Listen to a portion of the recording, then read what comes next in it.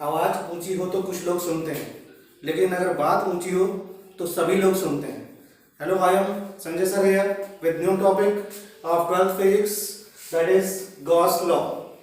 Gauss law is very important in electrostatics for board exam. So before Gauss law, we should understand the electric flux. Term है electric flux. Now what is electric flux? Electric flux क्या चीज होती है? तो electric flux is the total number of electric lines of force crossing a surface normally. Electric flux क्या चीज है? Total number of electric lines of force crossing a surface normally. Clear? That is the definition. समझते हैं उसको क्या चीज है. जैसे हमारे पास कोई एक ये सरफेस है जिसका एरिया मान लो कितना है dA.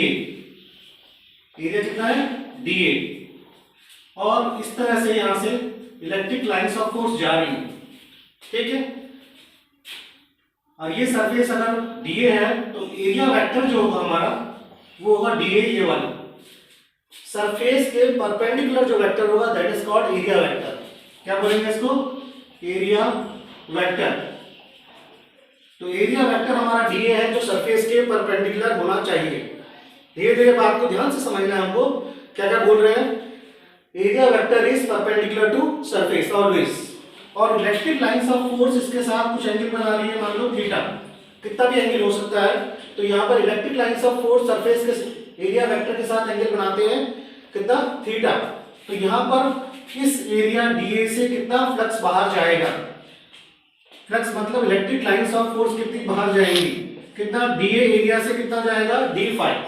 d फाई कैसे डिफाइन होगा? इसी के अराउंड हमको लेना है. हमने डेफिनेशन में क्या बताया था? Total number of electric lines of force crossing the surface normally. Normally मतलब अलोंग dA. तो अलोंग dA E का वेक्टर क्या हो जाएगा? E cos theta. E cos theta, और साथ में क्या होगा? dA. इस dA रीजन से कितना जा रहा है टोटल. ठीक है, तो ये हमारे पास हो गया d फाई. या फिर हम इसको d फाई को ऐसे भी लिख सकते हैं E डॉट dA. ये हमने पढ़ रखा है कि डॉट प्रोडक्ट क्या होता है. E dA इक्वल टू क्या होगा? E dA cos theta. E dot dA equal to E dA cos theta. तो इस तरह से हमारे पास d फाई इक्वल टू आया E dot dA. That is called flux passing through this area dA. Clear? तो इसको हम बोलते हैं फ्लक्स. अगर हमारे पास कोई बड़ा एरिया है तो टोटल फ्लक्स जो होगा, total flux phi equal to होगा, इसका हम क्या कर लेंगे? Integration E dot dA. अगर दोनों एक ही डायरेक्शन में है तो E dA cos 0 होगा, तो E dA हो जाएगा. और E अगर कांस्टेंट है तो केवल dA का इंटीग्रेशन हो जाएगा और टोटल फ्लक्स हमारे पास आ जाएगा.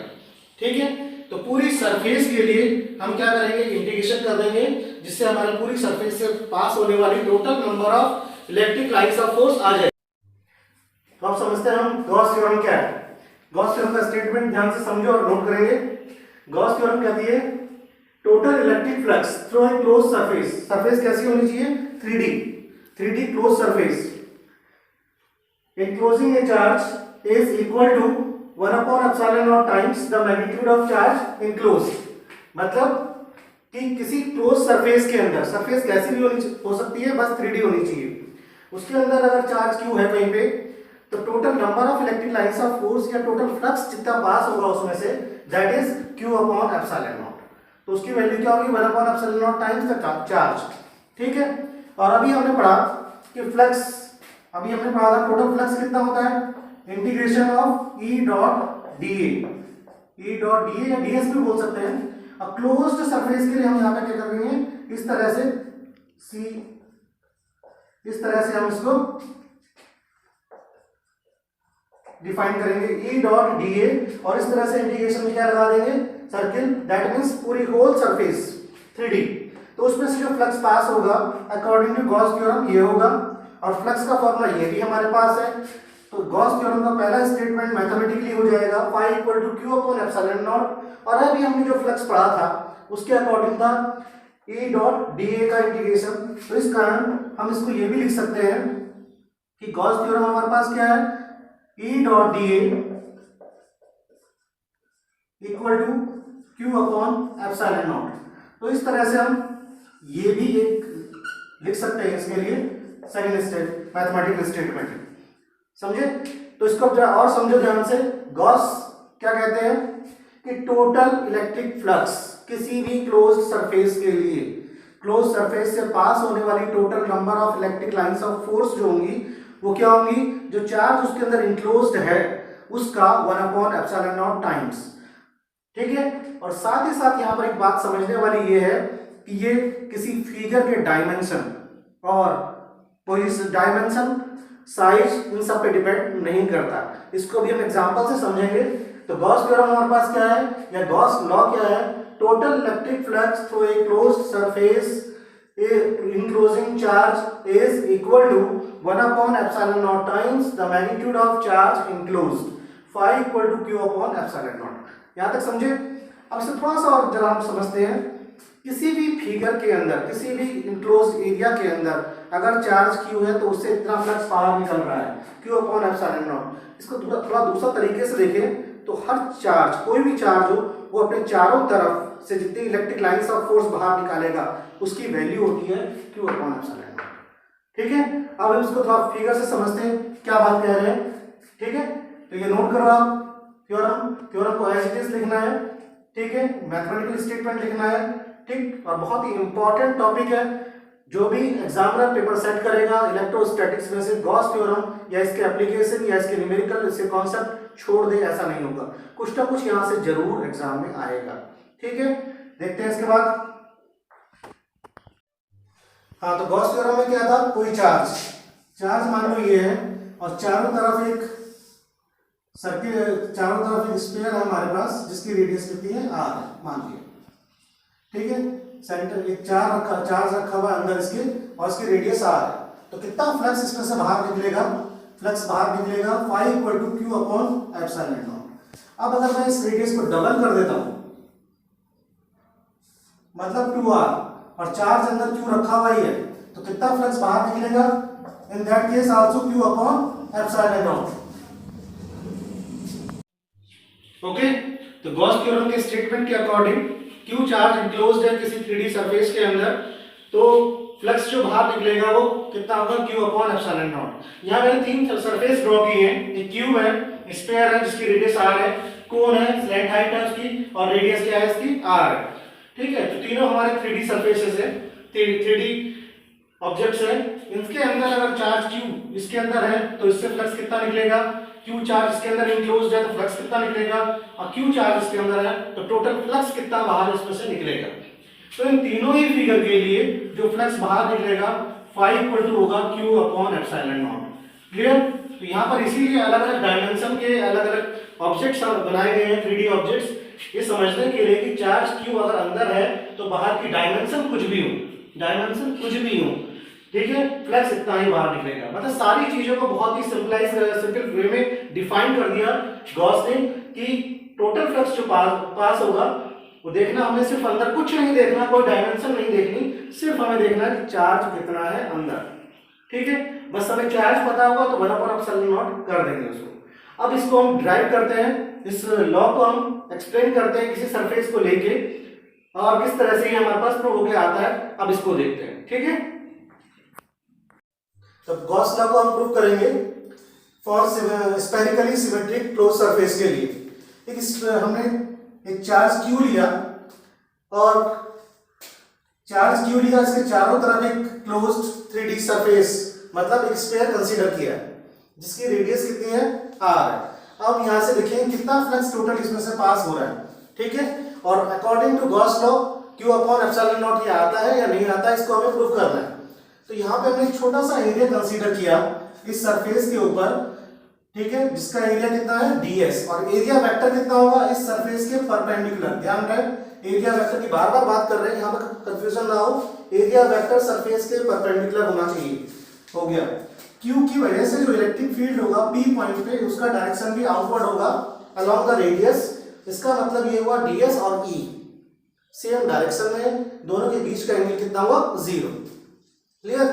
तो यहाँ ds जो हमारे पास एरिया है, इसका एरिया, ये जो एरिया हमारे पास है इक्वल टू ds जो है, और ये क्या है एरिया वेक्टर, दोनों में डिफरेंस समझना, ठीक है। ये एरिया ds है, थोड़ा सा एरिया हमने कंसीडर किया है, इसमें से कितना फ्लक्स बाहर निकल रहा है, इसमें से जो फ्लक्स बाहर निकलेगा कितना निकलेगा, E डॉट ds, कितना निकलेगा, E डॉट ds, लेकिन क्या हुआ, E ds cos 0, दोनों के बीच का एंगल 0 है, तो ये निकला E ds cos 0 कितना होता है 1।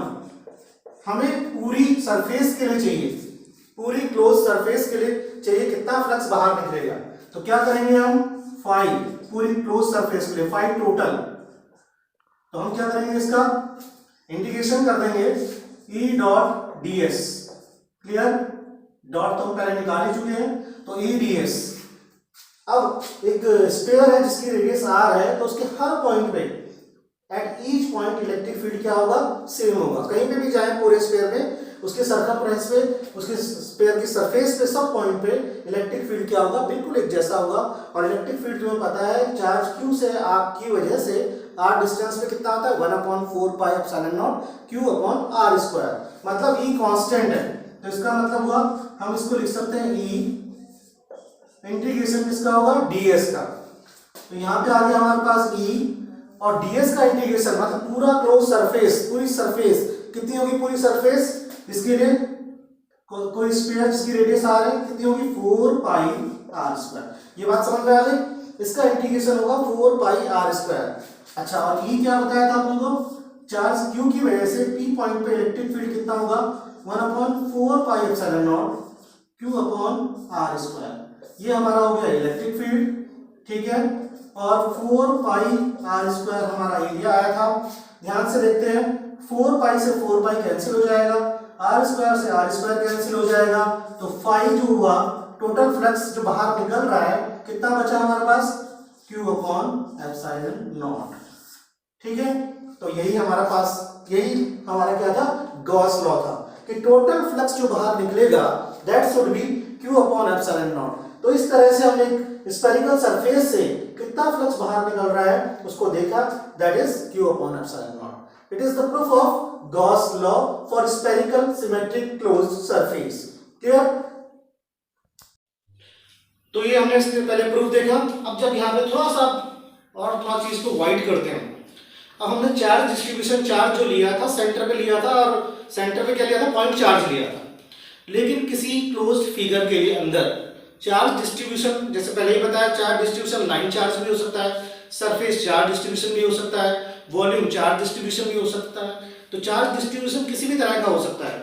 तो क्लोज्ड बॉडी के अंदर अगर चार्ज डिस्ट्रीब्यूशन पॉइंट चार्ज ना हो, पॉइंट चार्ज भी हो, लाइन चार्ज हो, सरफेस चार्ज हो, या किसी और तरह का होगा, तब उस पर गॉस लॉ हम कैसे अप्लाई करेंगे, तो उस चीज को समझते हैं। तो गॉस लॉ को अप्लाई करने के लिए सबसे पहले इसको अप्लाई करने के लिए हम समझते हैं टर्म है गॉसियन सरफेस। तो हम इसके चारों तरफ एक सरफेस कंसीडर करनी पड़ेगी जहां हम गॉस लॉ लगाएंगे, that surface is known as Gaussian surface. अब गॉसियन सरफेस क्या होती है, या गॉस थ्योरम को अप्लाई करने की कंडीशंस क्या होती हैं, इसको समझते हैं वन बाय वन। तो फर्स्ट कंडीशन हमारी जो होगी गॉसियन सरफेस के लिए, Gaussian surface should be symmetrical.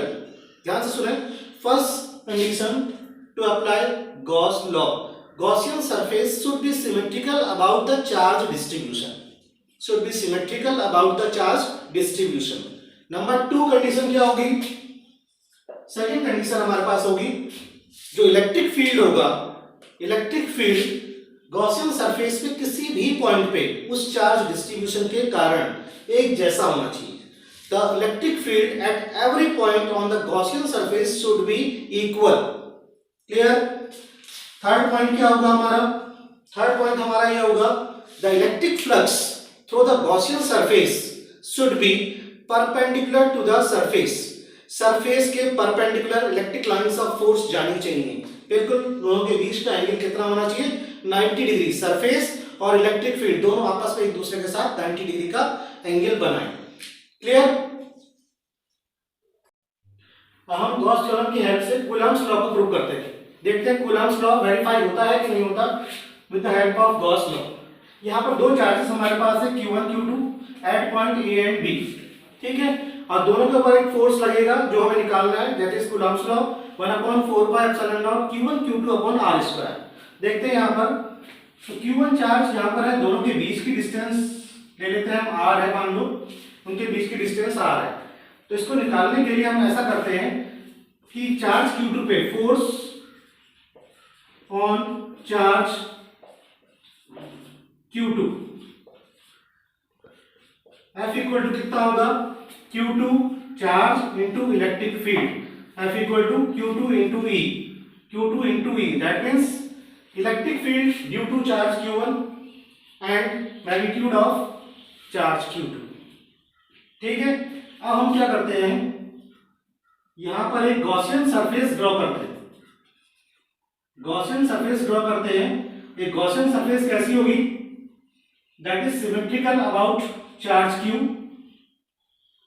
That is sphere of radius R, sphere of radius R। Clear, एक स्फीयर रेडियस R का that is passing through point B से होता हुआ जाता है और B पे ही Q2 चार्ज रखा हुआ है। यहीं पे हम छोटा सा एरिया कंसीडर करते हैं।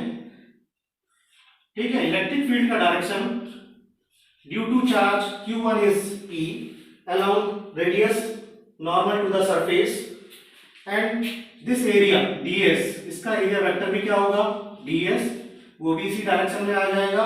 और यहाँ पे एक छोटा सा एरिया है, इसकी वजह से फ्लक्स कितना होगा, फ्लक्स d फाई होगा।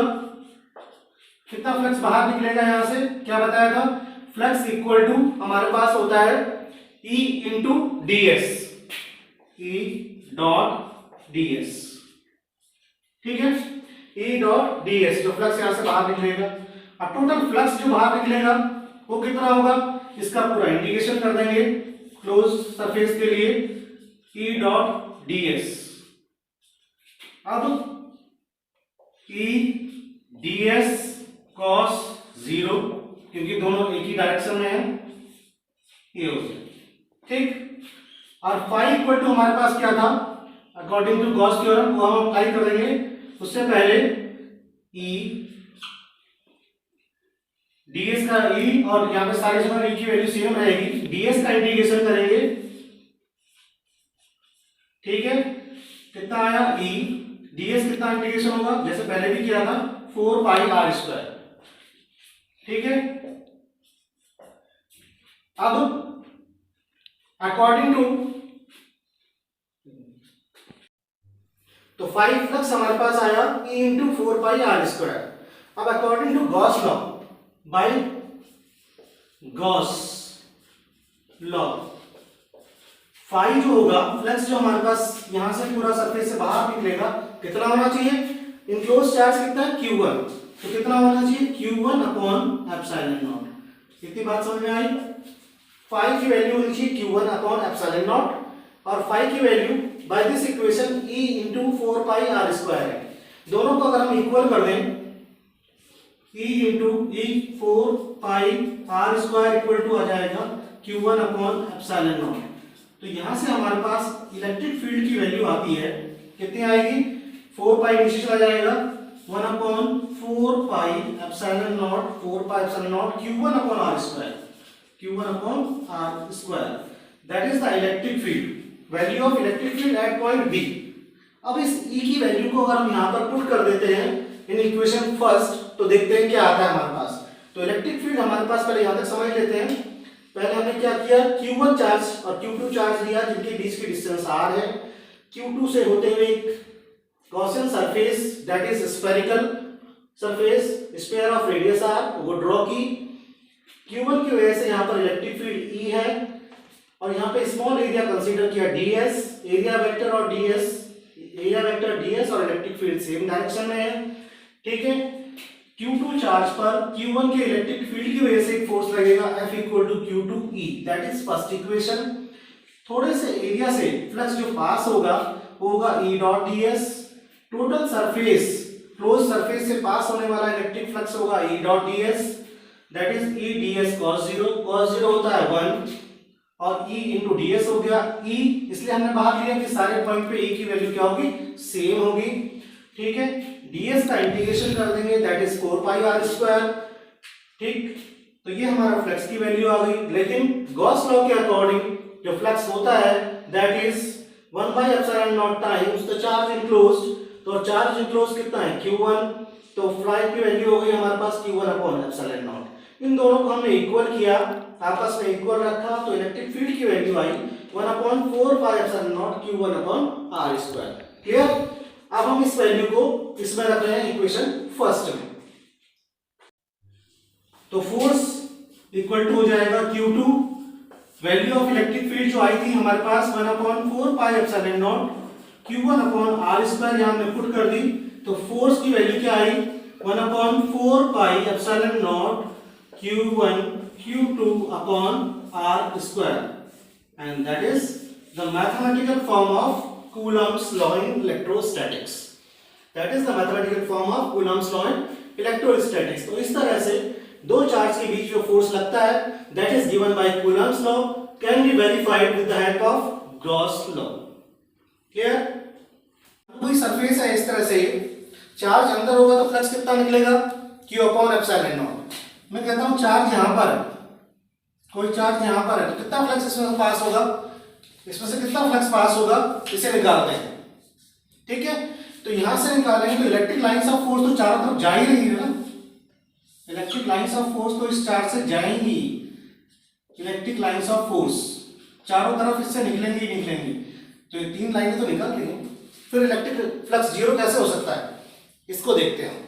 किसी भी इलेक्ट्रिक लाइंस ऑफ फोर्स के लिए मान लो ये एरिया है, यहाँ पर एरिया वेक्टर होगा, तो एरिया वेक्टर इस डायरेक्शन में लेते हैं हम, तो ds, इसके लिए भी एरिया वेक्टर होगा, लेकिन उसका डायरेक्शन किधर हो जाएगा, इधर।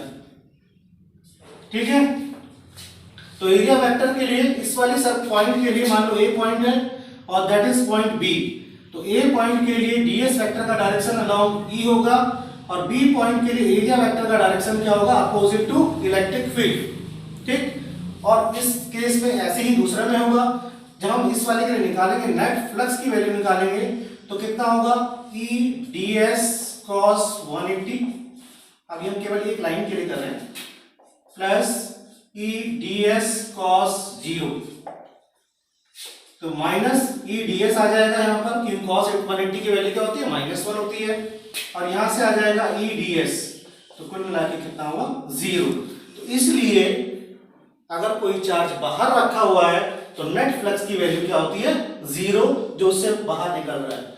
ये समझना बहुत जरूरी है कि लाइंस ऑफ फोर्स है, लेकिन फिर भी फ्लक्स की वैल्यू कितनी आ रही है, 0, इसकी वजह से। ऐसे यहां पर होगा, इसका एरिया वेक्टर इधर होगा, इसका एरिया वेक्टर इधर होगा, इसके लिए इधर होगा, इसके लिए इधर होगा, और नेट फ्लक्स क्या हो जाएगा, 0।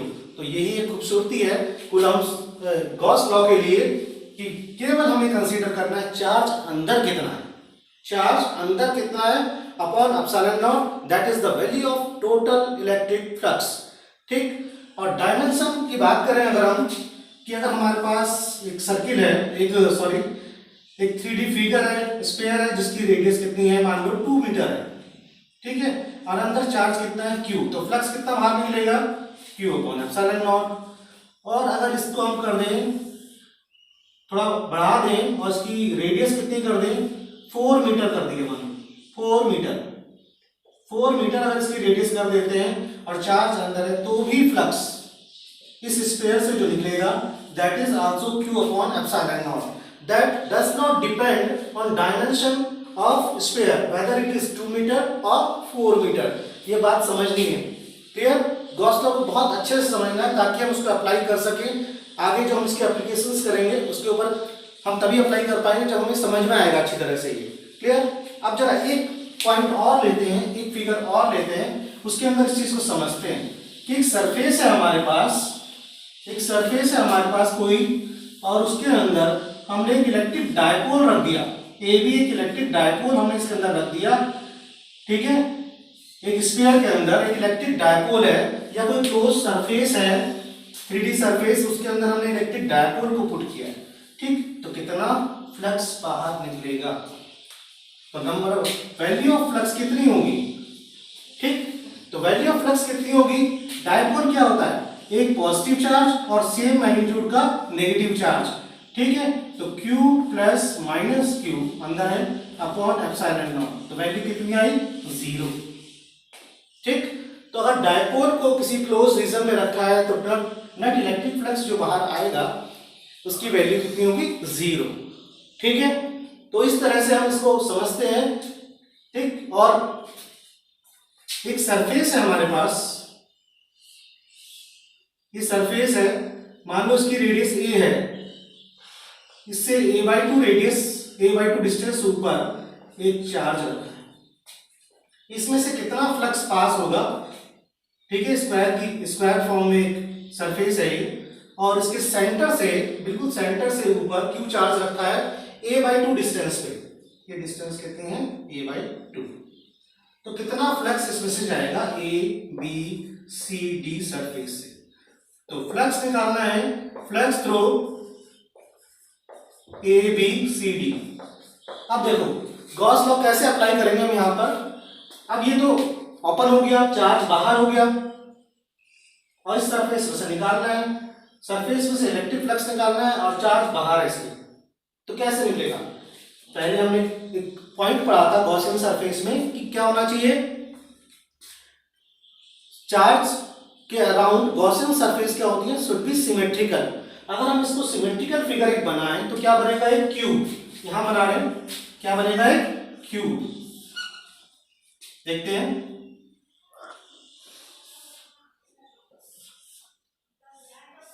एक क्यूब हमने बना दिया, जिसकी साइड कितनी है, ए साइड है, और इसके अकॉर्डिंग चार्ज कहां रखा है, यहां पर, यहां पर, ठीक है। देखें जरा, तो इस तरह से हमने एक क्यूब इसके चारों ओर कंसीडर कर लिया है, ठीक। तो ये जो हमारे पास सरफेस ABCD है, that is a part of this cube, that is a part of this cube, A B C और ये D। तो ABCD जो सरफेस है, that is a part of this cube. और क्यूब क्या है, क्लोज्ड फिगर है। हमने पढ़ा गॉस लॉ के अकॉर्डिंग पूरे क्यूब में से कितना फ्लक्स बाहर निकलेगा, पूरे क्यूब में से, तो फ्लक्स थ्रू क्यूब कितना होना चाहिए, Q/ε0। और ABCD क्या चीज है, ABCD इस 6 फेसेस में से एक फेस है। क्यूब की कितनी फेस होती है, 6, उनमें से एक फेस है। तो 6 फेसेस में से कितना निकल रहा है, Q/ε0। मैं यहां लिख देता हूं 6 फेस, 6 फेस में से फ्लक्स कितना निकला, Q/ε0। तो ABCD में से जो हमसे पूछा हुआ है उसका आंसर क्या होगा, तो flux through ABCD, flux through ABCD कितना होगा, 1/6 टाइम्स ऑफ Q/ε0, मतलब Q/6/ε0। That is our answer. Clear. तो गॉस लॉ किस तरह से अप्लाई कर रहे हैं, समझ में आ गई वैल्यू। इसमें से निकालना था, चारों तरफ हमने एक सिमेट्रिकल फिगर डिजाइन किया, दैट इज अ क्यूब। पूरे क्यूब में से निकलता है Q/ε0, और ABCD जो है that is a part of the cube. और कितने पार्ट हैं ऐसे ऐसे इस क्यूब के अंदर, 6 फेसेस हैं, one of the 6 face is ABCD। Therefore flux जो हमारे ABCD सरफेस में से जाएगा that is Q/6/ε0। Clear, write down it.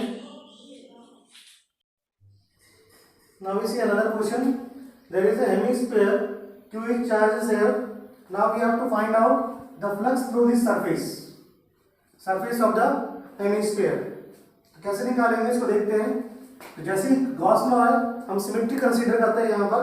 जब सिमेट्री कंसीडर करेंगे तो इस तरह से एक पूरा कंप्लीट स्फीयर बना देंगे इसको, और जब कंप्लीट स्फीयर बन जाएगा तो according to Gauss theorem total flux जो इसमें से बाहर निकलेगा दैट इज Q/ε0। तो इस आधी सरफेस में से कितना निकलेगा, simple half Q/ε0। Now we see another question, small numerical based on Gauss law. There is two surfaces S and S dash enclosing charge Q1, Q2, Q3 and capital Q. And in question given, flux through S dash is 4 times through the S. Flux through S dash is 4 times of S. Q1, Q2, Q3 are given, and we have to find out capital Q. देखो कैसे हम निकालेंगे। Flux through S dash is 4 times, तो flux through S dash, flux through S dash को हम लिख देते हैं 5 dash, 5 dash equal to 4 times of 5, मतलब flux through S, तो 5 डैश जो होगा इससे जो फ्लक्स निकलेगा उसके अंदर टोटल चार्ज कितना है, Q1 Q2 Q3 and capital Q। तो capital Q plus Q1 plus Q2 plus Q3 upon epsilon naught by Gauss law, simple. और इससे कितना निकलेगा 4 टाइम्स 5 के लिए क्या होगा Q1 plus Q2 plus Q3 upon epsilon naught Q3 है, ठीक है। एप्सिलॉन नॉट से एप्सिलॉन नॉट हो जाएगा कैंसिल। कैपिटल Q की वैल्यू क्या होगी 4 times this one minus 1 time of this one, that is equal to 3 Q1 plus Q2 plus Q3। बात समझ में आई।